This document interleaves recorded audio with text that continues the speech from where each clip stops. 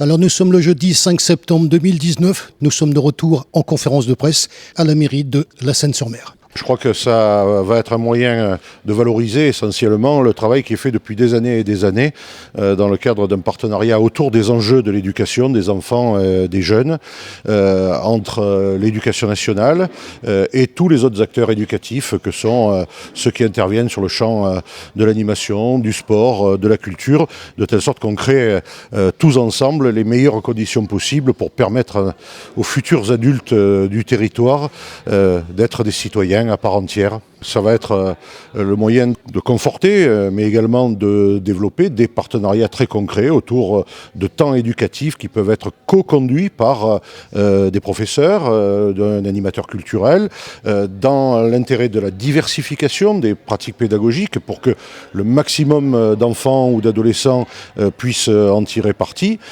Ça contribuera, par exemple, à l'éveil des consciences sur lequel ensuite l'éducation nationale peut mettre en œuvre ses propres stratégies d'instruction. Pour certaines d'entre elles, il s'agit de choix à opérer dans l'organisation de leur projet, et en particulier avec des traductions budgétaires. S'agissant de la ville de La Seyne, aujourd'hui, 1/5 du budget de fonctionnement annuel, c'est-à-dire 20 millions d'euros, est consacré à l'éducation des 3 à 12 ans.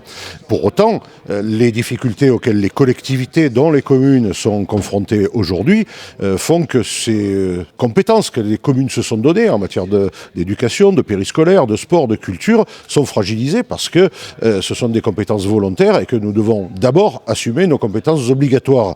Le fait que l'État opte pour nous accompagner, à la fois les communes et les associations, qui sont aussi pour beaucoup dépendantes des communes, qui les subventionnent bien entendu, c'est une véritable bouffée d'air pur pour la pérennité des actions. J'ai envie de dire que la quasi-totalité des enfants, adolescents et jeunes de 0 à 25 ans, depuis ceux qui sont en crèche jusqu'à ceux qui sont en formation professionnelle, sont susceptibles d'en bénéficier. Ça peut représenter aux alentours de 8 à 9 000 enfants mineurs ou jeunes majeurs. Pour autant, il faut quand même que les partenaires, et notamment les acteurs de terrain des partenaires, les professeurs des écoles, les professeurs des collèges, des lycées, les animateurs, les éducateurs sportifs, les professeurs de beaux-arts ou de musique, s'entendent pour construire des projets partagés.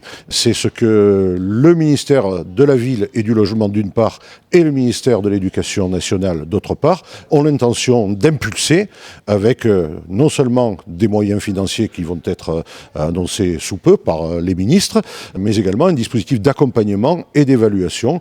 Je pense que c'est un plus en matière de prise en compte de l'éducation, en plaçant vraiment les enfants au centre de la préoccupation publique.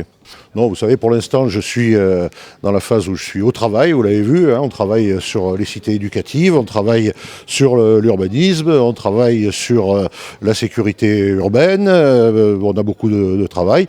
Ma position est connue de tout le monde. Je formule aujourd'hui le vœu que toutes les sensibilités de la gauche, de l'écologie, les républicains du territoire, ce qu'on appelait dans l'ancien temps les progressistes, puissent à leur niveau s'entendre pour que la Seyne puisse avoir un projet qui tienne la route, qui réponde aux aspirations. Moi, pour ce qui me concerne, pour l'instant, je n'en suis pas encore là.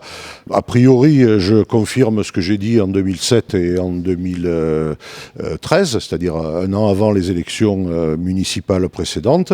Je me suis engagé si j'étais élu en 2008 et en 2014, à ne pas effectuer plus de 2 mandats de maire.